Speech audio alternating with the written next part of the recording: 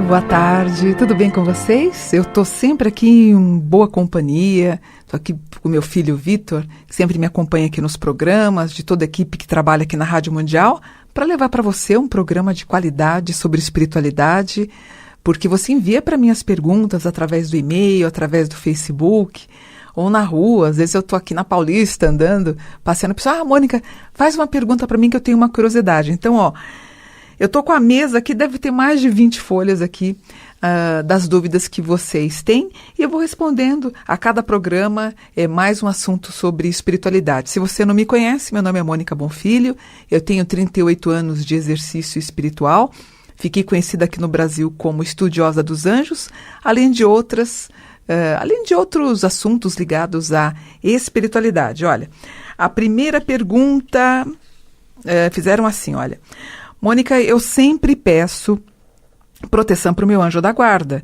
E alguns dias eu me questionei se não seria uma anja da guarda. Existe anja?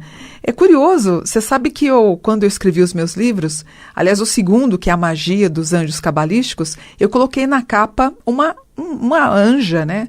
E, na verdade, a ideia das anjas acabou sendo proibida até pela igreja. Então, inclusive, as imagens, as estátuas com anjas, que teriam representações, elas seriam anjas ou fadas, elas tiveram as cabeças cortadas, a igreja proibiu, para não virar uma idolatria quanto às anjas. Na verdade, o anjo ou a anja, como eles são extensões de Deus, eles são eles são etéricos, então eles não têm uma forma. Quem retratou com muita qualidade os anjos foi Rafael. Então, Rafael, o pintor Rafael, Davi também, então Davi, Michelangelo, imagina. Então, eles desenharam e retrataram os anjos, então ficou muito bonito. Mas, assim, a motivação das anjas acabou ficando no segundo plano, né? Mas, sim, eu acho a ideia das anjas super bonita. Se você quiser chamar como anjo ou anjo. Outra coisa, as pessoas falam: Mônica, eu sei o nome do meu anjo cabalístico, eu aprendi com você no teu livro. Mas eu posso dar um nome ao anjo? Claro que você pode. Você pode dar o nome que você quiser. Ou, em alguns casos, eu sei que os anjos deram um nome para a pessoa. Fica à vontade, o importante é que você fique na vibração da luz. Outra pergunta. Mônica, eu tenho ouvido falar muito no Reiki. Me parece ser a cura pelas mãos, é verdade. Também pelas vibrações. Mas se as vibrações dessas pessoas não estiver muito boa, ela pode ficar pior? O que a gente entende? O Reiki, né, que é que a pessoa faz o encostamento das mãos em outra pessoa, você tem toda uma preparação. Então, você tem o Reiki nível 1, 2, o 3, você tem vários níveis. Então, pressupõe que a pessoa que vai fazer o Reiki em você, vai ministrar o Reiki em você, ela vai ser uma pessoa que, através dos cursos e basicamente das aulas que ela teve com uma pessoa, com o reikiano, dá a entender que essa pessoa, na verdade, ela tem toda uma formação espiritual que vai te trazer tranquilidade para ministrar em você. Então, mesmo aqui na Paulista, perto de um jardim que tem aqui no finzinho da Paulista, existem vários reikianos dando passe gratuitamente, graciosamente para as pessoas, aqui mesmo na Paulista, né? Mas você vê a carinha das pessoas, uma carinha tão boa, dá até aquela vontade de ficar realmente recebendo aquela energia positiva do Reiki, né? É por isso que as pessoas fazem questão de fazer os cursos para depois ministrar o Reiki ou à distância ou com você, certo? Outra pessoa pergunta para mim assim: Mônica,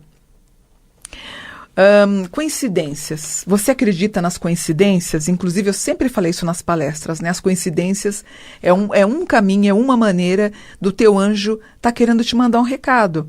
Então, ela disse o seguinte para mim, ela falou: Mônica, eu olho no relógio, é 7:07. Eu olho no relógio, sei lá, 11:11, que seriam os grandes portais, né? Ela comentou comigo assim, ela fala assim: Mônica, eu penso no nome Joana, por exemplo. Aí eu ligo a TV, está passando um noticiário, a entrevistadora chama a moça da entrevista com o nome Joana. Ela pensa no número, o número que ela está brincando na mão, e de repente a pessoa chama aquele número. Ela falou assim: eu acho muita coincidência, não é sempre, às vezes acontece. Para mim, isso é um motivo e um motivador para você entender que você está conectada com o teu anjo da guarda. É um caminho, é uma maneira dele querer se mostrar presente. Outra maneira É através da intuição. Então, quando acontecem essas coincidências, de você estar pensando em alguém, a pessoa te ligar, ou você sonhou com uma pessoa. Eu, por exemplo, às vezes eu sonho com os meus consulentes, às vezes não, quase sempre eu sonho com os meus consulentes. Eu mando um recadinho para eles, isso é um ponto, é um sinal de que as coisas devem estar acontecendo e sempre estão, graças a Deus, mas as coincidências são fatores que se relacionam ao teu anjo da guarda, querendo brincar um pouquinho, descontrair e te mandar um caminho. O que que a gente faz? Pensamento positivo.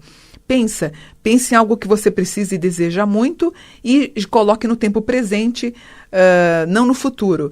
Então, assim, obrigada por, obrigada, agradece e depois você termina com aquela frase mágica que é: bendito é o meu desejo, porque ele é realizado. Então, você faz assim, que é uma conexão com os anjos. Outra pergunta. Achei boas perguntas dessa semana, olha. Mônica, é verdade que Deus tem uma esposa? Uma arqueóloga na Síria, ela encontrou uns fragmentos de cerâmica datados de 8 a.C. E aparecia a ideia de um casal, de Deus e da deusa. Eles eram chamados de casal divino. Essa deusa é chamada de Asherá. Então, seria a esposa de Deus. Então, ela cuidaria do aspecto... Ela lembra Gaia, que é o planeta Terra. Então, enquanto você tem o Deus um pouquinho mais masculinizado, se bem que ele é uma energia, é que como a gente tem toda a Bíblia escrita por homens, você vai ter um padrão a respeito de Deus, a imagem de Deus, ou mesmo aquela imagem de Michelangelo na Capela Sistina, você vai ter a ideia de um homem, né? De uma forma mais masculina. Porém, a Asherá, que seria o conceito feminino, lembra muito o que a gente tem de Sófia ou Sofia, que é a filosofia, que é o amor pela verdade. Então, esses registros que a gente tem, a ideia de que... porque o que aconteceu antes do monoteísmo, que foi praticamente criado não é bem a palavra, que foi institucionalizado por Moisés, vamos dizer assim. Você tinha antes as religiões politeístas, né, que acreditavam em vários deuses. Com Moisés, o que acontece? Você tem um padrão que seria a referência do Deus de Abraão, Deus de Jacó. Então virou Yahvé ou Jeová. Então ficou padronizado em crer nesse Deus. Então virou algo mono, né? E antes era um sistema politeísta, tanto que eles saem do Egito com o culto a vários deuses e eles acabam criando e denominando o culto a Javé ou Javé ou Yahvé ou Deus Adonai. Eles acabam criando esse padrão para ver uma fortificação desse grupo que estava nascendo. Mas a ideia da deusa, ou como Sófia ou Sofia, que daí deriva a palavra filosofia, que é o amor à verdade, tanto que a gente tem a igreja na Turquia, né, se eu não me engano, meu filho está confirmando, ela nasceu em 500, né, em 500 DC, não foi? Mais ou menos isso. É uma das igrejas, se não a mais antiga do mundo, não é? E eles cultuavam, de uma forma regional, o culto a Sofia, que na verdade seria a esposa de Deus. Muito bonito, né? Ou seja, o casal divino. O nome da deusa, então, era Asherá, ou Istar, que, aliás, depois eu até vou fazer um comentário, e o Astarte ou Astarte. O que acontece? Como eles queriam diminuir a força da esposa de Deus, eles colocaram que esses nomes seriam nomes mais demoníacos, o que, infelizmente, acabou reduzindo a força da deusa e acabou havendo e criando, então, o culto ao Deus único, né? Mas, assim, eu mesma no registro do livro que eu escrevi, de Maria, a judia alquimista, nesse livro eu retrato a caminhada dos judeus pelo Êxodo, né, para eles encontrarem, então, a Terra Prometida. Eles encontraram fragmentos de deusas junto às mulheres, que seria, na verdade, a Asherá. Curioso, né? Eu achei bacana essa pergunta, por isso que eu quis colocar para vocês. E aproveitando a deixa, uma outra pessoa perguntou para mim assim: Mônica, Por que que os judeus, eles não acreditam em Jesus? Eu fiz um post de um homem, de um faxineiro, um senhor limpando o Muro das Lamentações. Então ele ia tirando as cartinhas, todos os pedidos que as pessoas colocam nos vãozinhos, né, nos buraquinhos que tem no muro, com orações, com pedido de ajuda. Ele ia simplesmente tirando tudo, foi jogando tudo no chão e passando o escovão, passando e jogando tudo no lixo. Eu postei, tá até na minha página lá no Facebook. Para mim aquilo foi um choque, ver aquele tipo de situação, porque eu lembro quando eu tinha o correio angelical que eu fazia nos cursos, que as pessoas faziam os pedidos, né? Depois, no final do curso, a gente queimava esses pedidos com muito carinho, com muito amor, para pedir que essa elevação dos pedidos chegasse aos céus com mais rapidez. Então aquilo, assim, para mim foi até um pouco chocante ver aquele homem que estava fazendo o seu trabalho. Eu acho, na minha opinião, que ele poderia fazer isso num outro horário, no horário mais propício, antes da abertura da entrada das pessoas no Muro das Lamentações, porque é muito complicado. Você está acabando de fazer uma oração, escrever o seu pedido num papel, que é um ritual deles, colocando numa frestinha do muro, e de repente em seguida você vê um homem jogando todos os papéis no chão e jogando tudo no lixo. Eu achei muito, muito complicado. E nesse interim, que uma moça, ela fez um comentário nesse post, por isso que eu estou falando, ela falou, Mônica, que Jesus tenha piedade desse rapaz. Primeiro que ele não tem culpa nenhuma, ele está fazendo o trabalho dele. Mas o Jesus, ele não é aceito para os judeus. E ela me perguntou, então, por que os judeus não acreditam em Jesus? Primeiro que os judeus, eles consideram Jesus um falso Messias. E também eles dizem o seguinte, como não existem provas reais, não há fatos, não há registros históricos sobre Jesus enquanto ele esteve presente aqui, os judeus, então, não consideram ele como um Messias. E o que os judeus falam? Quanto mais influente ele for no segmento religioso, mais prejudicial ele pode ser. É uma questão do judaísmo, né? O que a gente tem que entender o seguinte, eu acabei de falar de Moisés, então o judaísmo ele vai prezar o quê? O Deus único, que é Jeová, Adonai e Yahvé. Então eles não entendem, não concebem a ideia que houve através da Maria, enquanto virgem, ter concebido um filho de Deus. Então eles não aceitam essa ideia. Alguns dizem então que ele foi um falso Messias, ou mesmo até que ele nem teria existido. Agora é curioso, nos livros que eu pesquisei também, o Batista, não, o João Batista, eles aceitam, sabem da veracidade, porque quando ele teve a sua cabeça cortada, ele foi por causa de Salomé, né? Junto a um pedido ao rei, ela falou, não, eu quero a cabeça de João Batista, e assim aconteceu. Então existe um registro histórico do Batista, mas de Jesus não existem esses fragmentos que relacionam a ideia que Jesus até mesmo tivesse existido. Para os judeus também é muito complicado quando os cristãos falam que Jesus é Deus e não o Filho de Deus.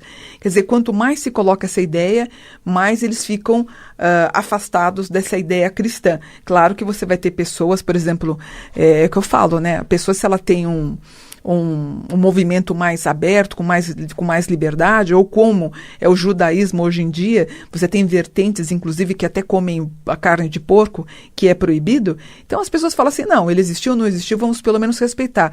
O que eu acho bem mais interessante do que a gente está vendo hoje em alguns templos que sofrem verdadeiras violências, inclusive colocando fogo, aquela coisa toda que a gente vê nos noticiários, né?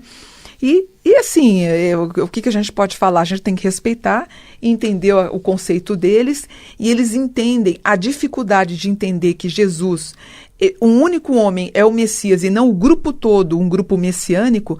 Para eles não faz sentido nenhum. E falando de violência, uma pessoa também me perguntou, você sabe que hoje, durante os atendimentos, às vezes eu tenho os intervalos de 10, 15 minutos, eu gosto muito de ver os noticiários, mas assim, esse ano, gente, não sei se vocês concordam comigo, foi muito pesado, né? É muito complicado você ligar, até para distrair, para ver o que está acontecendo na política. Outra coisa que é difícil da gente ver são esses políticos, né, que se intitulam cristãos E quando você tem a imagem de Jesus tão bonzinho, eu sempre falo, até postei isso no Instagram, eu vejo Jesus mais no Dalai Lama, por exemplo, ou no Chico Xavier, ou numa professora que está dando aula na periferia, do que nessas pessoas que se intitulam cristãs, fazem horrores na política e ninguém comenta nada. Eu acho isso um contrassenso. E nessa ideia da violência, por que está tendo tanta violência, né? Cresce que a gente está vivendo um período, gente, de exaustão humana. Você acredita? Já acabou. Exausto, acabou, definhou. As pessoas, elas não se toleram mais. Hoje em dia, as pessoas, elas se odeiam. O mundo hoje é um mundo mais do eu tenho. Eu tenho um celular novo, eu tenho um carro novo, eu tenho isso, eu tenho aquilo, do que eu sou, que são as palavras, inclusive, de Saint-Germain. Eu sou. Então, as pessoas estão deixando de lado o eu sou para ser eu tenho. Quando você que está me ouvindo aí, você tem condição de comprar um telefone, um carro, enfim, um aparelho, uma televisão, enfim. E quem não tem? Essa pessoa também, ela pode estar fazendo atos, ou trabalhar, varando a madrugada trabalhando, ou até praticando roubo para ter o que você tem. Então, o que acontece? Você acaba criando uma sociedade muito desigual. Então, se ela se sente frustrada, ela acaba te matando. Se você a chateia, ela vai te matar. Se ela não concorda, ela acaba quebrando todo o teu trabalho. Quer dizer, a cada dia a sociedade acaba ficando mais desigual. O que eu vejo, às vezes, o que parece é como se a humanidade estivesse num bote, aqueles botes de refugiados, onde caberiam só 20 e 100 acabou entrando no bote. Ou me lembra a cena do Titanic, né? Que as pessoas afundando naquele mar gélido, enquanto as outras pessoas com mais poder aquisitivo não davam ajuda para os próprios irmãos. É o que está acontecendo. Então, hoje, ou a gente começa a fazer uma melhora através da espiritualidade, do amor a Cristo, como a gente está falando, que eu volto a falar. Hoje não, essa semana aconteceu um fato, para mim foi injustificável no Rio de Janeiro, com a soltura de algumas pessoas. Linkando o que eu estou falando, às vezes eu vejo as pessoas de outras religiões criticando as pessoas que jogam tarô, dizendo que a gente está sob a influência do demônio, essas coisas, que é tudo uma grande bobagem, uma falta de conhecimento. Mas essas pessoas que roubam os outros, gente. O Rio de Janeiro, por exemplo, a míngua, né? As pessoas sem receber salário, pessoas foram literalmente roubadas. E é incrível como as pessoas dessas religiões não são capazes de falar, gente, isso sim é o exercício. O que é o Satã? Satã significa adversário. Então, quando eu uso, eu leso, eu machuco, eu ofendo, eu sou contra. Ou, por exemplo, quando eu faço uma postagem do hoje é dia de Xangô e uma pessoa de uma outra religião me xinga ou xinga o próprio Deus afro-brasileiro, na verdade, o africano, ela está agindo com Satã. Toda pessoa que coloca o dedo em riste em você, te critica, te ofende aí no seu Facebook, no Instagram, ela está fazendo exercício de Satã, que é o adversário. É o que fala contra, é o que coloca o dedo em riste e te critica. É isso que a gente tem que rever, né? Eu acho que a gente está à beira de um colapso, e estamos à beira de um colapso. Eu acho que a gente tem aí, a gente já teve um 17 difícil, temos um 18 e 19 que vamos passar por grandes provas. Quer dizer, a gente está travando, né, uma guerra contra nós mesmos, né? Então, reflita você. Você que tem aí o seu culto, o seu estudo, alguma coisa assim, essa intolerância, né? Às vezes, quando eu vejo, por exemplo, outras religiões até colocando fogo em centros afro-brasileiros, por que ela não faz isso no centro budista?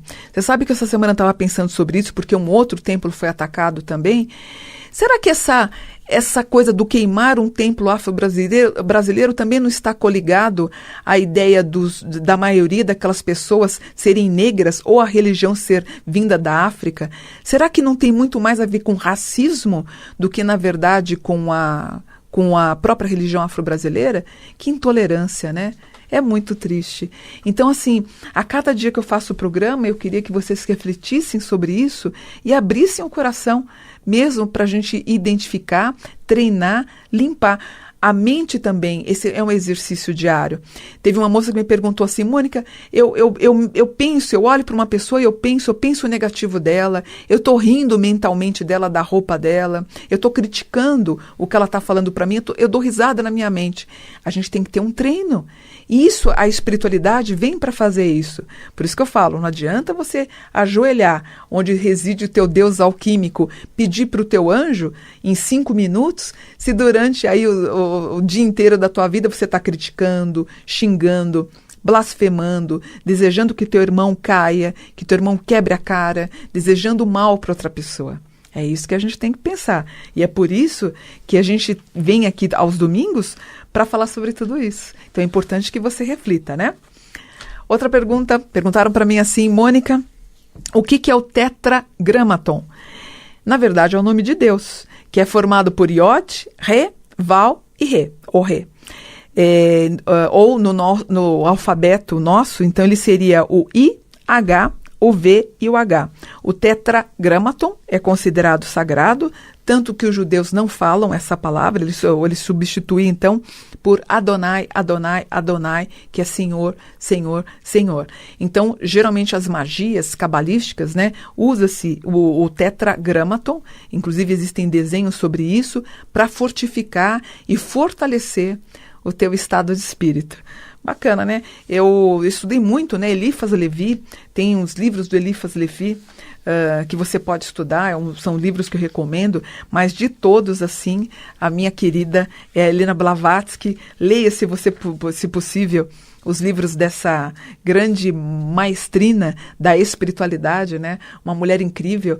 Ela era absolutamente encantadora. Uma das mulheres mais inteligentes que eu conheci, criadora da teosofia, viveu um tempo no Tibete, falava vários idiomas, tinha uma cultura esplêndida. Os livros dela são verdadeiros bálsamos para você que quer estudar a espiritualidade. Eu acho que se você quiser estudar sobre os anjos, a espiritualidade, a teosofia, leia o livro da Blavatsky, onde a regra dela, a regra de ouro da Helena, era a verdade, se eu não me engano, é isso. A verdade é minha religião. Eu também usei anos inscrito isso nos meus livros. A verdade é minha religião, e para você também, a verdade deve ser a sua religião. E eu queria fechar o programa de hoje falando sobre o Deus de Spinoza. É lindo, gente. Eu queria que você parasse tudo que você está fazendo agora para ouvir. Eu vou ler para vocês. O Spinoza foi um filósofo holandês. Ele viveu entre 1632 até 1677. E quando perguntaram para Einstein qual que era o Deus que ele acreditava, ele falou, eu creio no Deus de Spinoza. Eu vou ler para vocês, é a coisa mais linda do mundo. Eu estava vendo um post da Bárbara Rosa, uma amiga minha do Face. Eu achei bonito, eu até vou tomar um pouquinho de água. Eu vou fechar o programa com o Deus de Spinoza, ó. Olha que bonito, escuta só. Para de ficar rezando e batendo no peito. O que eu quero que faças é que saias pelo mundo, desfrutes da tua vida. Eu quero que gozes, que cantes, te divirtas e que desfrutes de tudo que eu fiz para ti. Para de ir nesses templos obscuros, frios, que tu mesmo construíste, que acredita ser a minha casa. Minha casa está nas montanhas, nos bosques, nos rios, nas praias. Eu, Deus, eu vivo aí e me expresso, e expresso também o meu amor a ti. Para de me culpar pela tua vida miserável, eu nunca te disse que eras um pecador. Para de ficar lendo supostas escrituras sagradas que nada têm a ver comigo. Se não podes me ler no amanhecer, numa paisagem, no olhar dos teus amigos, nos olhos do teu filhinho, não me encontrarás em nenhum livro. Para de ter tanto medo de mim. Eu não te julgo, não te critico, não me irrito. Nem me incomodo, eu nem te castigo. Eu sou puro amor. Para de me pedir perdão. Não há nada a perdoar. Se eu te fiz, eu te enchi de paixões, de limitações, de prazeres, de sentimentos, de necessidades, de incoerências, de livre-arbítrio. Como é que eu posso te castigar por seres como és? Se sou eu quem te fez, crês que eu poderia criar um lugar para queimar a todos os meus filhos que não se comportam bem pelo resto da eternidade? Que tipo de Deus pode fazer isso? Esquece qualquer tipo de mandamento, são artimanhas para te manipular, para te controlar, que só geram culpa em ti. Respeita o teu próximo e não faças aos outros o que não queiras para ti. A única coisa que te peço é que prestes atenção à tua vida, que teu estado de alerta seja o teu guia. Tu és absolutamente livre para fazer da tua vida um céu ou inferno. Para de crer em mim. Crer é supor, é imaginar. Eu não quero que acredites em mim. Eu quero sim, eu quero que me sintas em ti, quando beijas a tua amada, quando agasalhas a tua filhinha, quando acaricias o teu cachorro, quando toma banho de mar. Para de louvar-me. Que tipo de Deus ególatra tu acreditas que eu seja? Tu te sentes grato? Demonstra cuidando de ti, da tua saúde, das tuas relações, do mundo. Expressa tua alegria. Esse é o jeito de me louvar.